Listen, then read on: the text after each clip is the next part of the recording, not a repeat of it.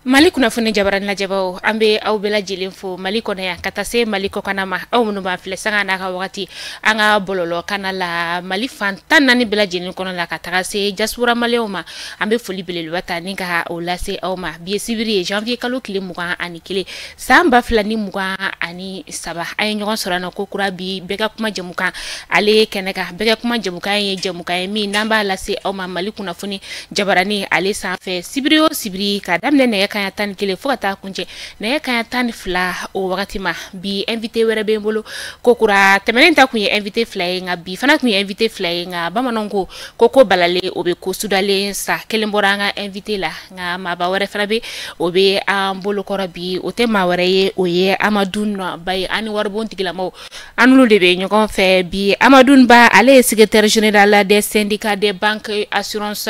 du Mali ye Amadu in sɔgɔma denbaya folikan jumɛn b'i bolo ka lase maa minnu bɛ k'an lajɛ nin wagati in na n bɛ bɛɛ fo n bɛ an lamɛnbagaw bɛɛ fo k'aw yɛrɛ fo Mali kunnafoni aw ka baara la diyara n ye k'aw fo aw ka wulikajɔ la jamana kunnafoni sira kan ka cikan fana fo b'a dɔn fana y'aw ka oyoye bɔlɔlɔ fan dɔ ye awɔ sɛbɛnni fanba dɔ ye donc b'aw bɛɛ fo foli diyara ye minnu bɛ an suit k'u fo k'u waleɲuman dɔn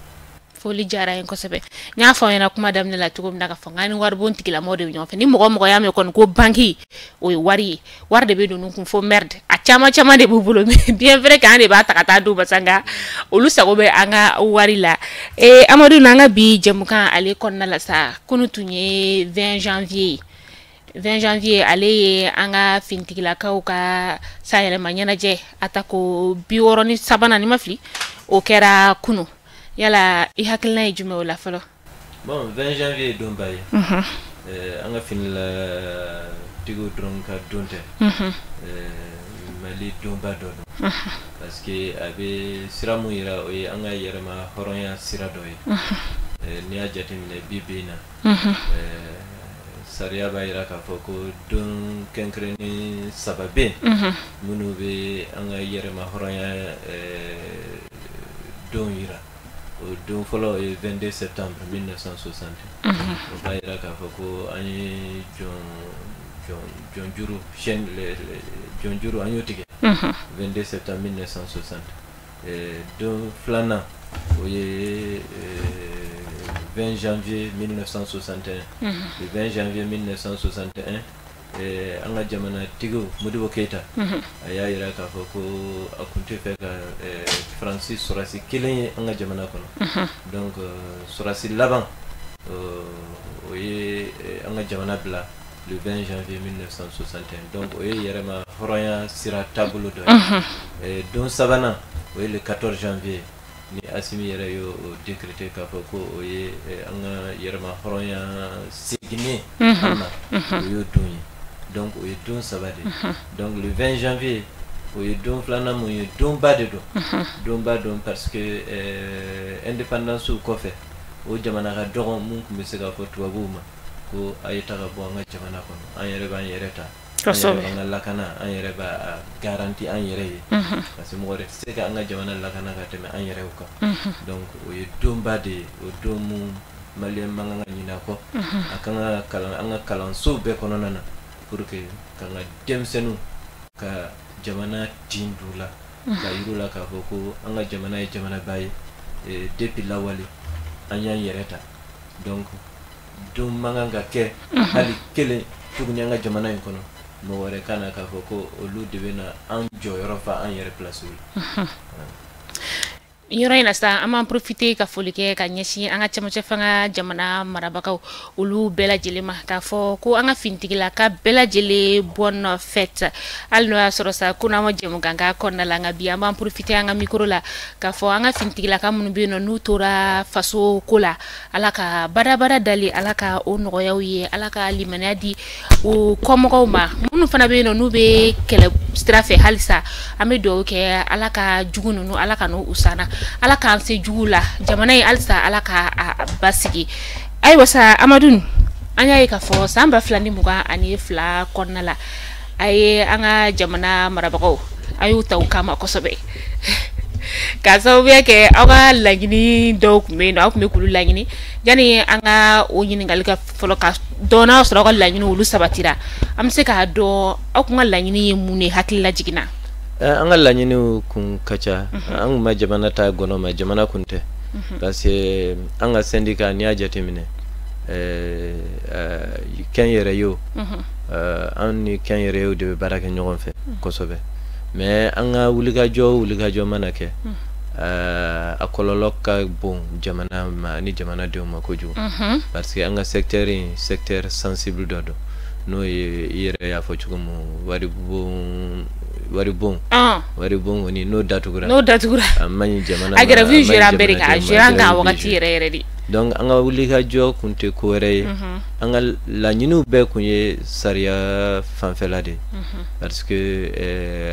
saria fanfebe boli barakela okan ani baraka yoro kan olu be kun sosolendo donc anga wuliga jo famba kunye ka foko ambe jamana mun kono jamana mun be saria bato donc amankan mo rekana anga jamana kono ka barabulo do dayele anga jamana kono ka jamana deunta ko lu ke olu barakela wi katla ka dankari ke u ka hakewla anu ka sariyawla donc anga wuli ka jo kunyode ni a jatimine anga revendication no ya convention collective no e benkan doye benkan mun entreprise bebe jen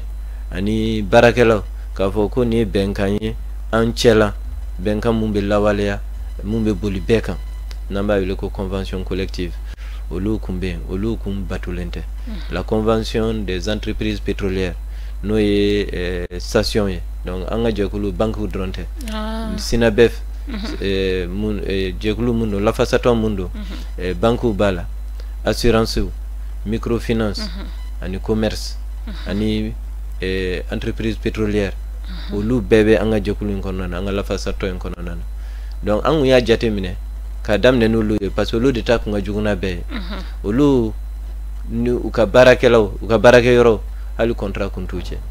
donc pompisu kumbe ubena ube welede kana na barake ibe barake do bala 100 ans sans mois ou contrat kuntubulo bulletin de salaire te duma ou kunte amula ou kunte INPS la anga sariate janoy donc angu ko angu dankari ko lodela anko ko te ben donc ama seka lawale ama seka ke ni wuluka jote grève dia permettre pour que o ka lawale o ka saraw akunta li smig yentem ka kelo kono nana smig nana yelen fo 40000 yentem ni gouvernement nana benkanke ka smig no ye salaire minimum c'est-à-dire salama nga jigi munjukoro o de 40000 o 40000 o kunto soro do kumbe 20000 do kumbe 30000 o ka saraw kunte kele o kunto nyono no foka damatem donc o ko yanga wulika jo famba doye flanan ko ye jume o ye intérimaire we o lu barakela we munu be anga banku yere kon nana annu be barakele ndike c'est-à-dire iba soro ne contrat bene ni banque ci directement mais o lu bena o ni banku be nanu ye o bena ne ni ko barabe kele mais mo wore de bu lu sara note banquier donc contrat bu ni mo wore de ci nu ba le ko bureau de placement donc an nana ye ka foko o fana kononana tonyoni ba den ko ba kono da war sariyar kunte jenoye o fensugo banque bara yere fen fe bara ye na nyeshene no banque barama amankan banque ga mo wore ta ka temeni société were pour que kuta ko ubla o barawla donc an yo o fana dénoncer bibina ben kam sorolo lu bela o ko flana sabana o ye syndicaliste do parce que o ye syndicat créé dron ka baguma ku licencier o koni o kewali ko barala parce que muna o ye syndicat bla société kono donc o fana kaw ba dembe donc o kumanga wuli ka jo kono nana donc la liberté syndicale donc ni a jatimine anga revendication bela tanyini tala ka foko ambe ka farankande nyini anga sarawla ou bien fenwere ni a jatimine o fen kunte anga la nyini kono nana anga la nyini kono na be kunye muye o ye ka sariyaw bato ka bɛnkanw k'olu bato k'olu lawaleya o de kun y'an ka wulikajɔ fanba ye bi bi na alhamdulillah an bɛ se k'a fɔ ko vraiment a wulikajɔ ye fɛn caman régler parce que pompisiw station Total n bɛ misali ta olu kan olu ye an ka fɛnw bɛɛ lawaleya bi bi na bi station Total kɔnɔna na pompisi ninnu u kun ka sara kun tɛ 10,000 ɲɔgɔn bi bi na u bɛ 20,000 na u bɛ AMO la u bɛ INPS la o ye station pompisiw ye ani minnu bɛ butigiw kɔnɔ muso minnu bɛ n'aw taara station Total la u bɛ aw b'u ye butigi feere kɛ olu fana ka fɛnw bɛɛ ɲɛnabɔra bi bi na ani mobili kola ninnu n'u wele ko lavero donc olu bɛɛ kun bɛ kɛlɛ kɔnɔ u bɛɛ kun bɛ kɛlɛ kɔnɔ u bɛɛ ka fɛnw bɛɛ ɲɛnabɔra bi bi na u ka contrat ye CDI ye 13e mois yɛrɛ b'u bolo fɔlɔ 12 mois de salaire de kun bɛ sara u ye bi bi na u bɛ 13e mois kɔnɔna na u ka denmisɛnninw minnu bɛ kan ka taga école la n'u b'a wele ko frais de scolarité u bɛɛ ɲɛnabɔra bi bi na u ka secteur kɔnɔna na donc wulikajɔ in a ye fɛnba de ɲa minnu bɛ ka lawaleya bi bi na fana o ye intérimaire ye minnu fɔ minnu bɛ banques kɔnɔ olu fana caman régularisera caman bɛ ka régulariser mais halisa an bɛ ka sigi ka fɔ continuer parce que halisa fiɲɛ dɔɔni b'a la parce que dɔw bɛ ka kɛ ni kekuya ye dɔw bɛ ka fɔ ko bon comme o don u t'u régulariser mais u b'u gɛn ka b'u ka baara la donc an bɛ k'olu dɔw gɛnna yɛrɛ mais an ka sigi ka fɔ kɔnɔna na an bɛ ka fɔ u ɲɛna ko u bɛ ka mun kɛ u fana bɛ ka dankari de kɛ sariya la donc u ka segin u kɔ u ye minnu gɛn u k'u nati baarakɛyɔrɔ la u ka se k'u ka baaraw kɛ wa u k'u régulariser fana donc olu fana bɛ yen olu ye fiɲɛbaw ye bi bi na an ka secteur kunda mais an bɛ k'u bɛɛ lajɛ ɲɛmajɔlenya la o ni PMI Mali olu fana bɛ an ka lafasatɔn kɔnɔna na PMI Mali mɔgɔw baarakɛla dɔw bɛ yen 1000 baarakɛlaw u bɛ 1000 de bɔ u ka ca PMI kɔnɔ olu 1000 baarakɛla ninnu olu fana u bɛ bureau de placement dɔ de bolo u ni PMI tɛ contrat direct kɔnɔna na olu fana ka contrat kalo wɔɔrɔ u kun bɛ taga contrat signer u ye san caman de k'o kɔnɔna na an nani an ko fana bɛ sariya o bɛ dankari kɛ sariya la o bɛ sariya sɔsɔ donc an y'a laɲini an ka wulikajɔ in kɔnɔna na an ka grève in kɔnɔna na u ka contrat CDI d'u ma u bɛ baara kɛ minnu bolo olu ka CDI d'u ma o fana CDI contrat à durée indéterminée u kana taga chaque kalo wɔɔrɔ ka na k'u sigi k'a kɛ contrat signé dɔw bɛ yen yɛrɛ n'u ka kalo wɔɔrɔ dafara u ka contrat tɛ renouvelé u b'u gɛn an ko vraiment o tɛ bɛn baara ye hakilisigi de n'i bɛ baarakɛyɔrɔ kɔnɔna na o k'a sɔrɔ i hakili sigilen don donc olu fana an ye CDI sɔrɔ contrat à durée indéterminée c'est-à-dire contrat kudayi fo n'i ye tiɲɛni kɛ ou bien ni i ka retraite sera ou bien fɛn wɛrɛ an y'o fana ɲɛnabɔ yen nɔ dɔw farala u ka saraw fana kan u ka 13e mois olu fana kun tɛ 13e mois sɔrɔ n'o ye kalo 13 sara ye donc o fana lawaleyara u y'o fana sɔrɔ donc an ka wulikajɔ in tiɲɛ don a kɛra degun ye jamana ma mais a bɛ na kɛ hɛrɛ fana ye jamana ma parce que nin bɛɛ bɛ na ni basigi de ye ni basigi nana a ka ca Ala fɛ a bɛ jamana ka sɔrɔ ko dɔ far'o kan la preuve les entreprises pétrolières n bɛ minnu fɔ pompisi ninnu minnu bɛ entreprise multinationale Total Shell Oryx o la a bɛɛ tubabuw de ta ye u bɛ na yan nɔ u b'an de ta baara la u b'an ta baara la u b'an bololasɔn parce que o kun ye bololasɔn de bi bi in na u kun tɛ ITS sara ITS n'o ye impôt ye n'o bɛ taa station tɛ impôt sara u kun tɛ impôt sara parce que contrat kun tɛ baarakɛla ninnu bolo ni contrat t'e bolo donc foyi t'a yira k'a fɔ ko e n'a tigi contrat b'aw ni ɲɔgɔn cɛ donc ITS tɛ yen INPS tɛ yen AMO tɛ yen contrat tɛ yen fɔlɔ donc ni station ninnu kɔni bɛ baara la jamana kɔnɔ yan station kun bɛ ka baara kɛ an kɔ kan jamanadenw yɛrɛ kɔ kan donc an y'a yira k'a fɔ ko ni o si tɛ bɛn bi bi in na fɛn fɛn bɛ baara kɛ u bɛ ITS sara jamana ye donc o fana ye jamana ka sɔrɔ dɔ ye an ka wulikajɔ ye mun permettre jamana yɛrɛ ma donc a bɛ komi aw ka kɛlɛ in kɔnɔna la aw ye baarakɛlaw ka hakɛ defa ka tila tuguni ka faso fana ka hakɛ fana defa aw ka kɛlɛ kɔnɔna la o ɲana kosɛbɛ donc o b'a yira k'a fɔ aw ka kɛlɛ in kɔnɔna la hali ni aw ka doléance bɛɛ ma satisfait kemesaro bi kononton gon satisfaira chaman satisfaira bi kononton satisfaira ambi se ko fo mais tonyoni ale na bi kononton ni kononton do ni kele no e tonyoni ambi se ka fo ka halsa amadafa parce que tonyoni o de be antoro ko jugu anga la fasa toñ ambi se ka Jennifer doye mais dès lors que anya ye ka fo ko point kelembe tonyoni de do vraiment oba atobe la noko o ye fen munte anga wuli ka jow bali tant que tonyoni ne do bebe sega sigina ka fo ambe sega wuli ka joke mais ni wari ko do ou bien fen revendication to no ye farankan ye etc anga wuli ka jow man telo fe parce que ambo au classé dans le cadre de la négociation collective amba fo ko ye négociation de donc farankan fen fay farankan wari koy ambo bla négociation hukum de kononan mais fen fay dankari barakela kan aka hakew kan ou bien fen fay ka barakela genka bo aka barala ka tonyo ka bagama ka genka bo barala o ye fen ye ante se ka jeni munu ye munu be se ka nani wuli ka joye anga wala la façon kononan o fen fla de ben sabayre munu ben bibina berebe no ye microfinance do ye no ye banque misenu no berebe bibina akele nonka syndicaliste sabade geni kun foi tala ay mun soro ka fo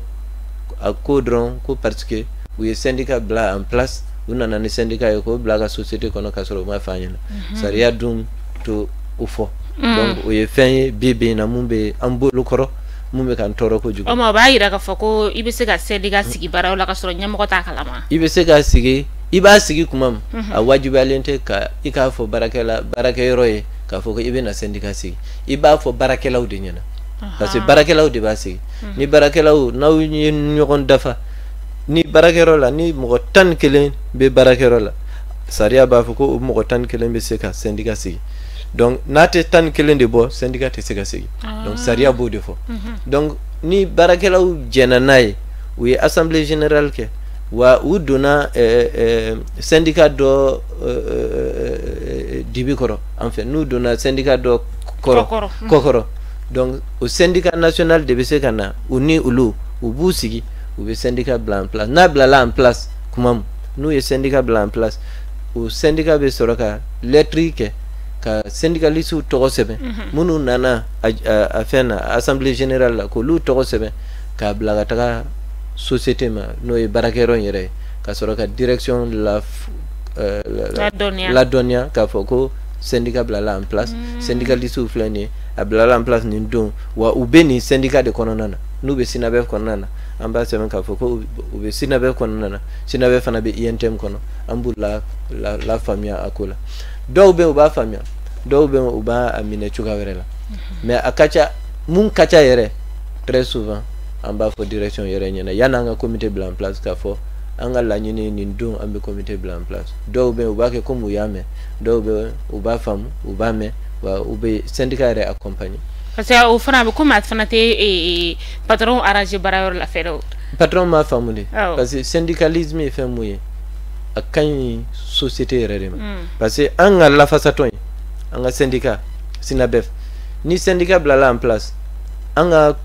kuma kan follow syndicaliste o ka funyana au ka bara follow ka bara kayro de lakana odi anga la nyini follow parce que ni ame syndicat ni ame barakela ni ame direction barakero de be mais c'est syndicaliste be o joro la bia bibina anga la façato en koni ambo o joro fa awo yo tay mais c'est syndicat to o joro la bon syndicat to nto don mais INTM kono nana l'INTM a été clair ambeka INTM ka tracé dessus l'INTM parle l'INTM ba for de bibina le syndicalisme de développement syndicalisme mumbe yoro yirwa ika barake yoro yirwali ani jamana yirwali o de INTM tabulo bibi donc ambe syndicat blanc en place kun follow a raison follow o yeka yoro barake yoro ko lakana ko deme wala sa soro ka chaya ni soro chayara ambebe an bɛɛ ka sɔrɔ b'o de kɔnɔna na o de b'a permettre ni dɔ bɛ se ka fara an ka saraw kan o de b'a permettre ni société bɛ yiriwa ka mɔgɔ wɛrɛw ta ko ka mɔgɔ wɛrɛ ta baara la ka dɔ fara baarakɛyɔrɔ kan tant que syndicalisme m'o baara kɛ a ka ca Ala fɛ an fɛ mun ka teli o ye ka baarakɛyɔrɔ tiɲɛ o t'an ka laɲini ye n'i y'a ye an ye wulikajɔ kɛ ka baarakɛyɔrɔ tɔɔrɔ wulikajɔ fan mana bonya baarakɛyɔrɔ ma f'a bɛ ɲini ka na kɛ degun ye baarakɛyɔrɔ ma dɔrɔn kana ɲini ka faamu i b'a sɔrɔ o baarakɛyɔrɔ o bɛ ka dankari kɛ soit syndicalisme la soit o baarakɛyɔrɔ u ma syndicat faamu u bolo syndicat nana u tɔɔrɔli de kama donc u bɛ fɛn bɛɛ kɛ pour que ka an senkɔrɔla ɲagasa ou bien ka an fara ou bien k'an gɛn ka bɔ baara la n'o de kɛra sa a bɛ na ni tiɲɛni ye donc ça c'est pour que bɛɛ ka faamu parce que an b'a ye k'a fɔ syndicat grève ni syndicalistes bɛ grève la ni syndicalistes bɛ grève la an kɔni bɛ syndicat dɔ ni grève de o ye tiɲɛ ye n'a kɔni fɔra ko grève dɔrɔn syndicat bɛ grève la n bɛna misali ta fɛn kelen kan ou bien fɛn 3 4 yɛrɛ ICOMA baarakɛlaw fɔlɔ Kulukoro bɛɛ tun b'a ɲini ka taga baara kɛ ICOMA la parce que a sɔrɔ ka bon o ye fɔlɔ ye parce que fana a duguma sɔrɔ ɲagami kun ka ca yɔrɔ la syndicalisme y'a natɔ ye a tiɲɛtɔ natɔ ye yen baarakɛlaw u y'a ye ko yɔrɔ in un moment a bɛ ka tiɲɛ u ye mun kɛ mais u bɛɛ tora o minɛn kɔnɔna na transfert non je veux dire u bɛɛ y'u sigi k'u bolo courager ka fɛn tiɲɛtɔ natɔ ye u ma wuli ka jɔ kɛ syndicalisme de développement a ma se ka lawaleya ICOMA na sinon sisan b'a sɔrɔ ICOMA tun bɛ baara la transfert chemin de fer an bɛ to k'o fɔ an ka baarakɛɲɔgɔnw ɲɛna sisan u bɛ ka wuli ka jɔ kɛ pour que train ka boli mais fɔlɔ u ye mun de kɛ pour que train kana jɔ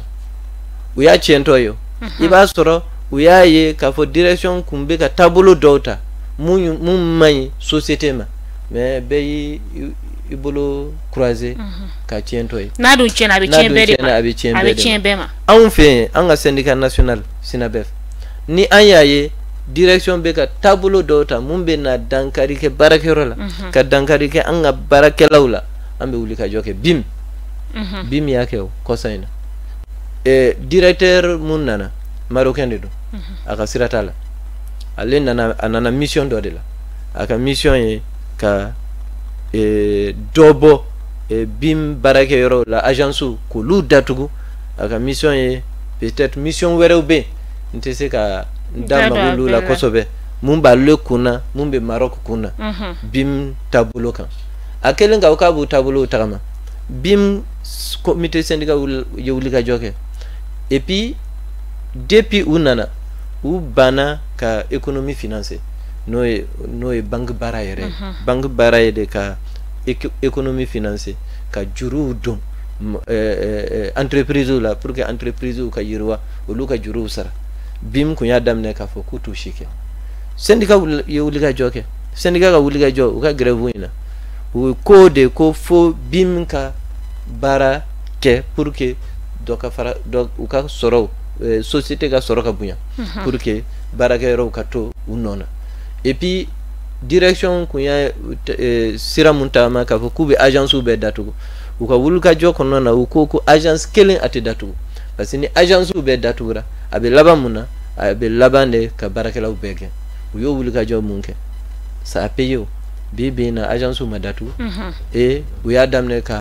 économie financer ka créditw don donc o bɛ na permettre BIM bɛ niveau mun na ka niveau ka dɔ fara o niveau kan o b'a permettre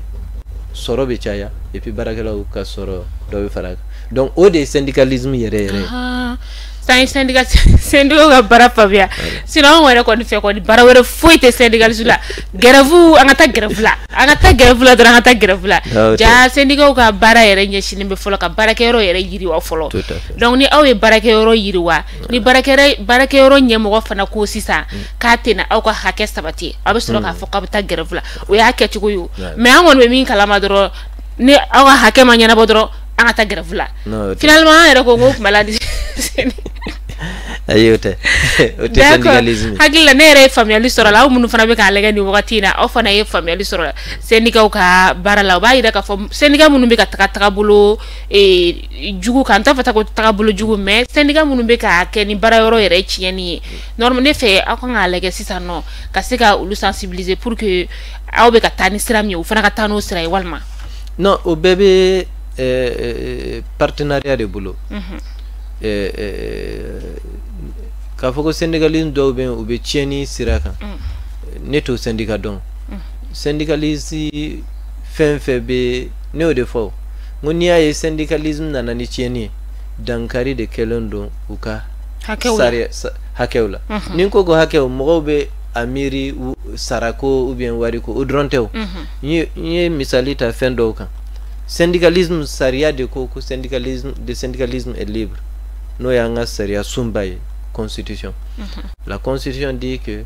le syndicalisme se constitue en syndicat est libre donc ni mɔgɔw wulila k'a fɔ k'u bɛ syndicat bila en place ni société ko ayi ko petu ka tɛ kɛ alors que sariya de y'a yamaruya ka kɛ n'u y'a kɛ société ka wuli ka jɔ ka wuli tuguni k'u gɛn ka bɔ baara la ko parce que u ye syndicat bila en place parce que u ye sariya bato ka na k'u gɛn ko mun na u ye sariya bato parce que o kɔrɔ y'o de donc ni syndicaliste wulil'o la ka grève boloda tɔw b'a ye tiɲɛni fan fɛ mais tiɲɛni dabɔra jɔn de la a dabɔra société de la olu de ye dankari kɛ sariya la donc voilà a bɛ o cogoya la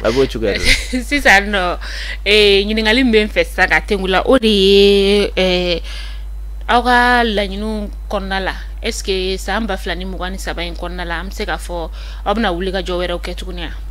wulikajɔ tɛ Sudan mais wulikajɔ man d'an ye n'i y'a jateminɛ ko caman kɛra dans an ka secteur kɔnɔna na ni fɔlɔ de kun don o b'a sɔrɔ an kun ye wulikajɔ kɛ mais ni furancɛ comment dire transition in kɔnɔ ni furancɛ fanga in kɔnɔna na fɛn caman bɛ yen an y'a calmer parce que furancɛ fanga in an bolo bɛɛ de kan ka jɛ ka bolo di ɲɔgɔn ma pour que an ka bɔ ni kɔnɔna na dɔɔni an ka n'u ka baara gɛlɛya u bolo pour an yɛrɛ ka baara sa kɛ parce que n'a tiɲɛna a bɛ tiɲɛ bɛɛ de a bɛ tiɲɛ bɛɛ de Assimi ko ni a tiɲɛna ale bolo k'a tiɲɛna jeunesse bolo en réalité n'a tiɲɛna bolo a bɛ tiɲɛ jamana bɛɛ de a man kan ka tiɲɛ mais a bɛ tiɲɛ an denmisɛnninw ye parce que a bɛ fɔ ko denmisɛnninw tɛ se donc a y'a di makɔrɔbaw ma tuguni makɔrɔbaw de dɛsɛra a fɔra ko k'a di denmisɛnw ma a dira denmisɛnw ma voilà a ka kuma b'o de yira donc pour nous aujourd'hui c'est clair que fɛn bɛ se ka na ni tɔɔrɔ ye jamana marabagaw bolo an kan k'o éviter mais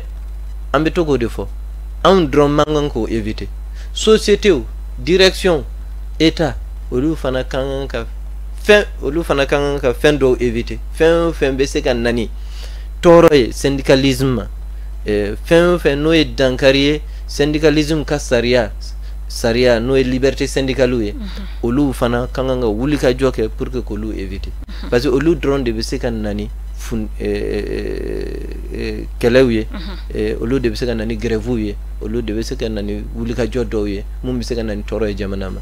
n ye misali ta bɛrɛbɛn n'o ye microfinancier mun ye syndicaliste gɛn Sotraca société entreprise pétrolière n'o ye essence feereyɔrɔ ye ale fana kun ye syndicaliste gɛn ale ye syndicaliste bɛɛ de gɛn u bɛɛ mais sigikafɔ kɔnɔna na ale ye hakili sɔrɔ a y'a yira k'a fɔ ko ni sariya dɔn a bɛ segin a kɔ a y'u bɛɛ lasegin donc o ye fɛn ye minnu bɛ se ka fɛn dɔw bali ale y'a faamu mais ni dɔw bɛ yen mun m'o faamu ni wulikajɔ kɛra jɔn de nɔ don a tɛ fɔ ko syndicaliste o a kan ka fɔ de ko société mun ye dankari kɛ sariyaw la o de kɛra sababu ye ka na ni wulikajɔ dɔw ye donc o yɔrɔ de la état kan ka i jɔyɔrɔ fa avec bɛrɛbɛn an taalen direction nationale du travail la ka taga sigikafɔ kɛ direction y'a yira k'a fɔ muso ɲɛna ko i jo t'a la i ye nin kɛwale minnu kɛ a bɛ sariya bɛɛ de sɔsɔ donc sigi kɔ mais o bɛɛ la a ma segin a kɔ donc halisa grève illimitée de ben mais sinabe fu maçon kataka grève illimitée là parce que normalement ni folokundo sinabe de kumbata sinabe de kumbata grève illimitée là parce que fin na sera fo syndicalisme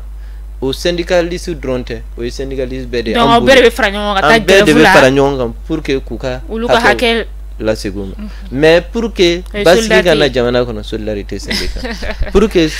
basiki kato jamana kono pour que angana na sira do tama mumbe se kana ni kodowe parce que jamana bebe na amano toba ko ennemi extérieur ne ba fongo dowbe bebe na usago edron wulika jo sugu doka kedron tieni kake wala sa ukasegin kana fangala ou bien fin vrai ukake donc anga ala delito yi donc ode kama fin fait bise kana basige ambo sera de tama bibena ala ko nogoya amina yara Amadou en tant que syndicaliste donc 2023 i magarola 2023 nya fo chugum wulika jote fin mumbe suda ka fo ko nyina ante wulika joke ou bien nyina ambe wulika joke nyo ke c'est que ya programmé ko balale ko suda lensa voilà fana be ketento en tant que syndicaliste chama che fanga yala enya ba tabulu la to ko nyena en tant que syndicaliste mais c'est comme il faudra comme tu dis en tant que syndicaliste pas en tant que moi en tant que syndicaliste mais c'est qu'à faut bibina transition in tableau en tout cas nebolo ube sira munta bonne voie c'est une bonne voie mais il y a des choses à corriger toujours des choses à corriger parce que kuma kacha fin dobe ke wale dobe ni kuma kacha kan kojugo anyumu fo any la façatonde la façaton munu be anga barakero lakana anga barakero yirwali bibi na niya jatemine barakero chamambe où il y a des problèmes dans nos unités industrielles donc ou kanko olu jatemine et développer ces unités industrielles al ni privé do ou kanko deme pour que uka yirwa o bara kanganga ke mais mamumbe ka lakana nyini ni ko kaki kono fa dongodo ale nyete kono fa la ale nyebe lakana ri la kuma ube nkoju ni ajatimne jamana yinkono mogo mana ulika jo kongo bana anugo fana kanga lakana ubeka keleke mina usanka soro kongo bana mogo munu bo fo ma fam ni lakana te ikono mana fa chugo fudo ite sega sunogo do sega doyi kan dondula surtout mumbai ankan jamana c'est-à-dire jamana existence o yere de be enjeu o be enjeu yorom mo manki miri konon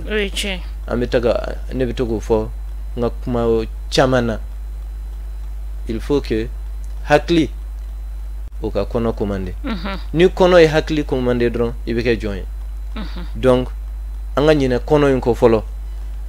anga se ka do soro ka dum mumbe se kan permettre anga wulika joke o kapsani ka foko dongodo an kono fale alors que la kanati bandu bekana ankan doni je pense que ankanga amiro la kojugo et puis kongo mundo mo ba ko cherté de vie etc. mundo Mali dronte c'est mondial avec la crise ukrainienne bon munu ba famu munu ngania kany olu bo fam mais munu ngania e kana ka transition saboté dron ou vota ko argument au phénomène hali ola je pense que transition ou ko bakew ou fin do allégé ou entreprise do accompagner et commerçant chamo accompagnera mais do ben commerçant do ben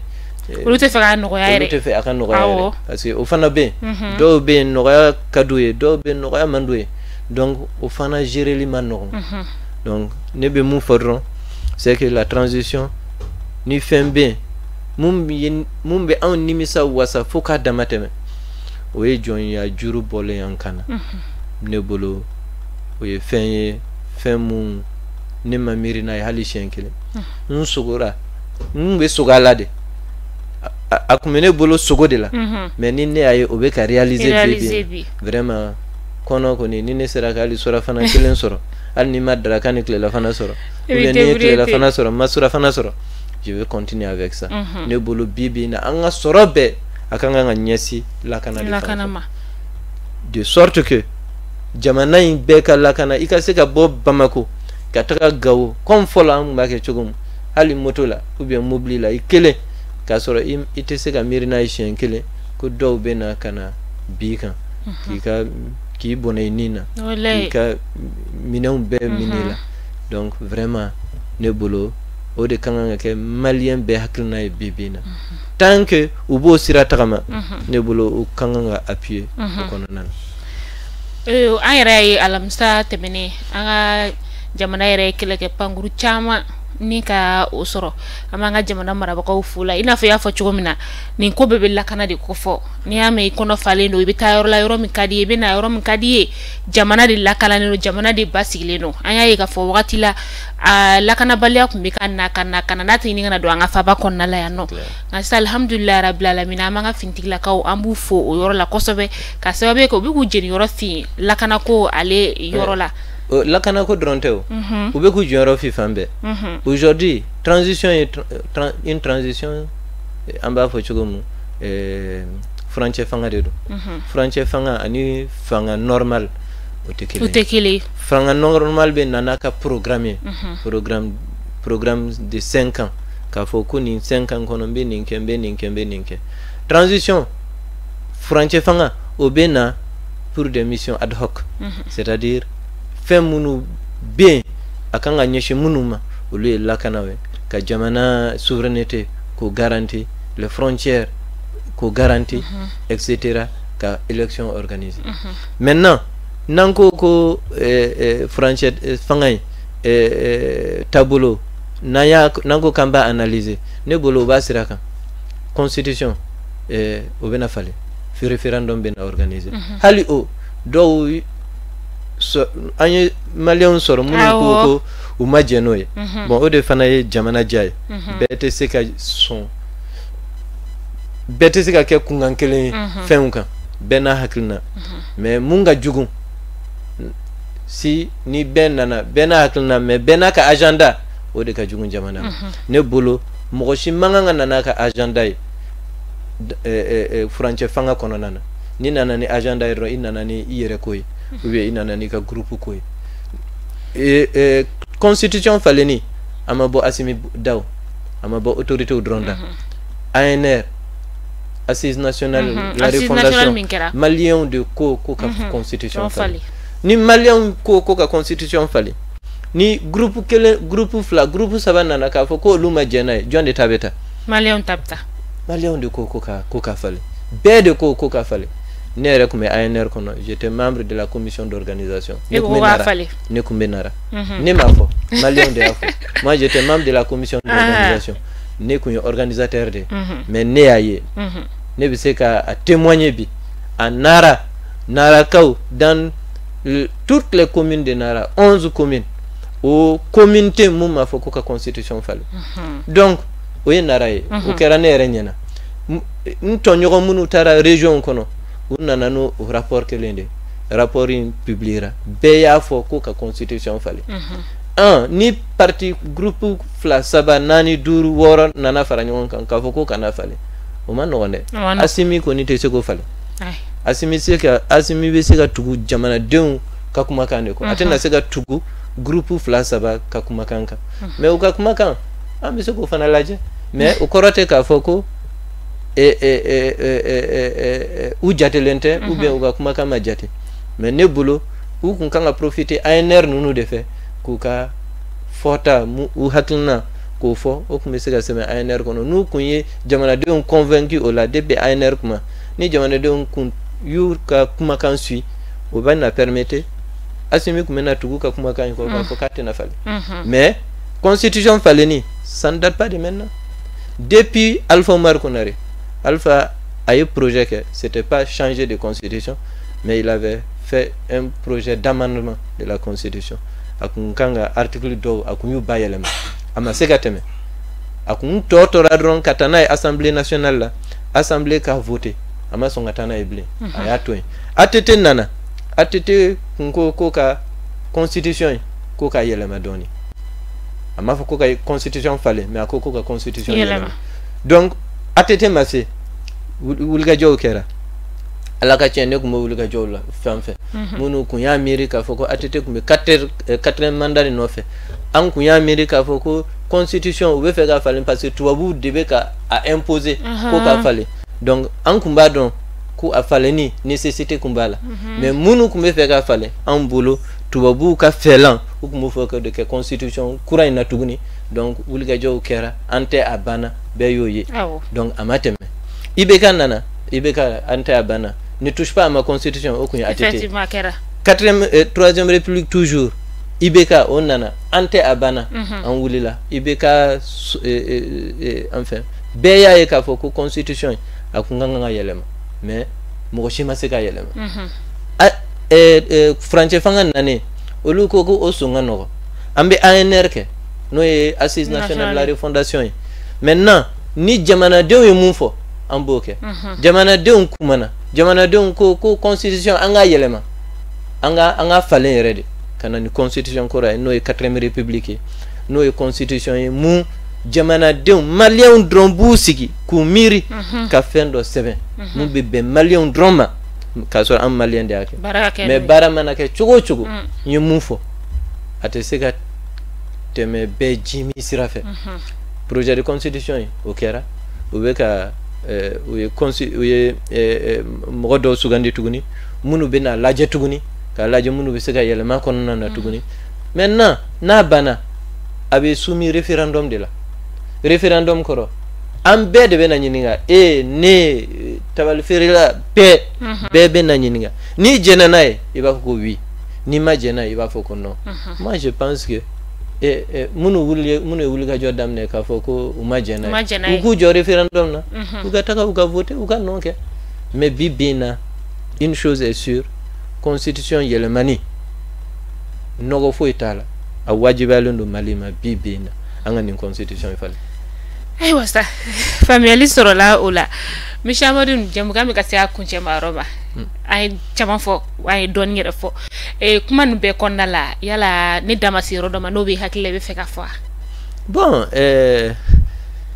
mais c'est comme fodron c'est que jamanay ambede tado follow ni hakli bala to wu kele ngana français kana ulika jodamne ka en 2013 Damien Boité Saramuna quand ils sont venus libérer les Mali lu yere nyumana ko ande anyini ukana ngoti anga batake ndun yumu fo uka appui aérien de ken anye anga sora su yere kumba toke hal ni minen kuntubulu uyu jija unana uye jamana libéré kana se fo gawo ntenyi na munko madala ni malien chama hakli bala un soldat français hali officier te anani jo Wabaria le pont de Wabaria au point ibo de tigaka donka ukono anani jo au pont de Wabaria ki nyesi colonel DJ Dako akumake général ako DJ Dako ma ko la ville est à vous ça veut dire olu nana ou nettoyage ke amma foike ka soraka fo anga armenyana ko ayena ko ville ke rawtaye aw ko ni ayena do aw ka do afono aw kana amasera aw ka keleke anya beka ou place la ko botele la a don ne masuno j'ai dit ça c'est la pire humiliation ni malo ya ko ben malo ya ko tete meninga wa yu tugude ka buka teleula ka ira ka foko olude nana olude anga jamana libéré anga sora suma foike o misali bade netenye na munko flana annana katugu ko tuguni ambu ko iko saka kana fo Kidal donda kam baliga taka Kidal utara uye Kidal mine uni MNLA olude MNLA créé pour la petite histoire olude to MNLA créé uye MNLA créé mun kama fana abunya na kakun lawalera kaba unana kam bloquer kata MNLA no fa yasoro MNLA gena jia disufe MNLA kumbe Burkina utara MNLA no fe Burkina ko bluka avion kono kana nuye Kidal ka marfao duma ka u équipé kanya pour que kanga jamana enkla ne kunga ala deli mu dongo don ala ka don iranena domu tubabu hali kelinte yoroina en drone de be ne bola kunte se koy parce que afanga kuntanda amiria kunte anga jamana mara bagawma ibeka kunya eseyo un moment donné ay kuma do fo ibeka kungo ladsis le représentant de l'aménagement c'était un français ladsis kelenka kuma langolon do fo au CICB à cause latisme nous ne sommes pas des gueux au donde à cause latis ka kabo jamana kon o dugu se jamunde kera les français ou bora affaire tomi ya damne ka baga parce que au de don anga jamana ube o Afrique bede ni nana fangala o lu de be nani ube nani to u de bi sigi fangala ni ma ke utaye ube coup d'état organisé ube genga donc e sigile e ba don mo mu yi sigi abise ki lawuli o ko ibe ka situation yo ibe ka ba don na kuma to ka dabadama o lu de be ya wa akunya damne akun felente ko sebe blin uba lawuli choka jugula ube galondala la trafiquant ube jamana don sugar donc u kunya damne ibeka la après u yaay ko ibeka donu ka minen kon nana u faralala u ya toy donc entoro de la o de kama anga yere ma horoya akuntambulo ambise ko fo akuntambulo o lu debe jamana marabaga sigi o lu deba lawli nu ko e debe ke jamana marabaga e kumbe kay ni élection kun kera nyema en 2020 2021 ibeka mana bank mom ni élection kun kera ka soro nin kuma ke o lu de ka mugo o de kuma ke jamana marabaga wa ibake utade uka intérêt ibe no de défend ite jamana intérêt défend mugo mu an yo beye en malion an yo beye katla kana en 2014 an kelenga wuli rebelu kama en Kidal ou kelenga anga préfet ou faka c'est les rebelles qui les ont tués ku kantige des préfets ku kantige Moussa Mara kelenga taka Kidal samuna olu armée ku yemine jusqu'à midi l'armée avait pris tout Kidal à 13h kata sogoma fo midi Kidal c'était l'armée malienne on avait récupéré Kidal à 14h 15h ça s'est renversé parce que anga sora su konte olu de kumbe drone kumbulu de bulu avion kumbulu de bulu ou ka quelque chose kumbe barkan kumbe o ya damne ka anga mo fa olu de anga sora su fa anga sora ka bo Kidal depuis en bora Kidal ama sigin Kidal olu de ba fa kan sigina Kidal ou be fendo ke pour que kan jabo ou ba fa anga sora su e au be sekana olu de be kanira on était cantonné anga sora su kun cantonné lendu dans un camp à Kidal anga jamana kono olu be soma fuka jenwuli donc en toro de kono mba nyini malien fait ou kana nyino ko amanga nyino ko hali shenkele je pense que namiri toro la ni jamana inamba fait namiri toro la vraiment bibina amanga fin wereke munte wuli ka joye ka nyesi jamana marabagauma pour que coup demain anga bon ni jonya juru kono et dans ça on aura notre développement c'est dans ça donc Fabena Sabati c'est dans ça qu'on aura des milliers d'échangeurs c'est dans ça qu'on aura des autoroutes jusqu'à Kidal dans ça on aura nos chemins de fer anga ressources avec Antaye avec Akantaye déjà nanyo ke jamana imbenaja nanya ke chuka werela parce que Joe buka agenda kono olube feka fanga dron ka kana fanga la dron umana na chogo chogo ukasiratala ali ni tobu de yu installé ukasiratala kana ke kana la sigi anga jonya juru kono na yo ke dongo don c'est terminé ala kanoke bibina to hali kelunte jamana kono français koni bibina o force étrangère te Mali kono mumbe seka panga jamana kono ni anga yamaria folo nang me pan ande kumbe yamaria ninu fait pour que anga pan obeseka fo c'est-à-dire nta don bani afomandi aka jugunde c'est ni ba fo idusu ko be kami parce que fin do be ite seka fam ne bolo bibi na amben kanga bolo di nyoma qu'on aille vers les élections n'a dananema ba fo bide ma delika fo mais bimba fo wallahi n'a dananema Assimi Goïta se présente parce que la transition n'est pas terminée. Il faut qu'il se présente pour encore faire 5 ans dans ce pays pour que donc, définitivement tu vas vous kana mochi insalan kuna définitivement na betara ambe mogore sugandi qui n'aime pas qui est libre qui aime ce pays et qui est jaloux de la souveraineté qui est jaloux de la souveraineté mogo mana wule ba fa an jembekele ne bulama jembekele an mogo kele munu yankele et ça c'est normal ni mogo mu nana i ka dangari ke i ka dugula kana i ka soro ka bemine i kama ko karisa ni bana sisan ne be fe anga barake nyugon fe eta o ka kita e ni taka kentai ni e banuma ni ne yekele jonde jonkele e de nekele donc to bu de ankele an yukele alasan amar wuli gent etc ubannene nanya neni jonde jonneni aller de foler neni ni an neni ambi neni c'est ça le principe de la réciprocité en diplomatie et to kama ko gent malienne ni anko to ma ko gent française amanga digula ya fo ma gent ni ga fi ma gent donc ne ma famu pourquoi malien ba fo ko ambe ku kele amu kele ou ya mun fama anyo de seguma nous yambu nous yambu doya yore ira ko ni maoma yambu nyambibuya ni doya et c'est ça qu'il faut BTC ko barake Assimi nyogon ba dende kacha jamana inkono ma fongo a kayni malien bey ambe to ka fendo fo inyogonti badewna wetien mais inyogonte musora dewna we galoñ ambe se ka fo bibina Assimi nyogon ba dende be mais jombudo ne tout don et tout don mochi tout don bibina ambe Assimi de don de hal nambu don est-ce qu'ils sont dans une position pour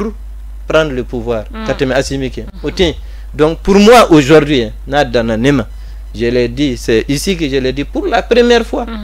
pour moi Assimi doit continuer encore qu'il se présente aux élections. J'ai pas dit que la transition doit continuer. On doit organiser les élections, suivre le chronogramme ka bon inkononana angataka élection na qui présenter ne ka la délai à passer pour que qu'il continue sur cette ligne directive neta yode aywa onyana awbudu be ga fleni wakati na amba wala donia ka foko Amadou Ba ale tumbe ambulu kora binale secrétaire général des syndicats des banques assurance du Mali hakila oye famel chamamba ka usoro anga bi siga kuma alela Amadou folika jume bi bulu ga nyasi munu be kala yana ga jëm ganda tu be an la me barabe fo be ya fa de lu fe parce que kuma manno et surtout ni fla kebla bona ngam fola amano ay bo fly vraiment donc les ya fa deli an la me baraw be fe ni fen fe fo ne de aklinado ne de felando absega ke o te dowtay mbe ala deli olu fo naka seku tafo parce que o de liberté yere o de en au beka baray c'est-à-dire on se battra jusqu'à la mort pour que celui qui n'est pas d'accord avec nous puisse dire qu'il n'est pas d'accord avec nous. C'est ça aussi, respecter l'autre. Donc, je leur demande de respecter mon opinion, ni de opinion d'eux. Mais, vous fanata respecter. Tout à la gauche. Mais seulement, j'argumente. J'argumente suivant ma façon de comprendre les choses. Donc, vraiment, c'est qu'il y a fait de l'oubeffe. Ah oui, il y a kaufo. Kaufo, ala kaudema ukabara la halisa. Ala kaukabara yirwa halisa. En ce que est ambo keni ala sana. Merci beaucoup. Ndaw mako bena kuma okana hésiter au benvele. Ben inchallah. Merci beaucoup. Monsieur Amadou Bambi fu ko sobe ina nanga wile ale jabi foli bele bambo di yerema ka kila foli ta dinga nyashi mamunu ya su ka ba damne la foka na sisi sama aw mamunu fana bina kila kan laje anga YouTube ale sanfe ame foli ke dinga la se aw fana ma ni ala manga jona mi nyoko soro sibiri na tayna inshallah invité kura wera lubna ke ambulu koro aw kambe.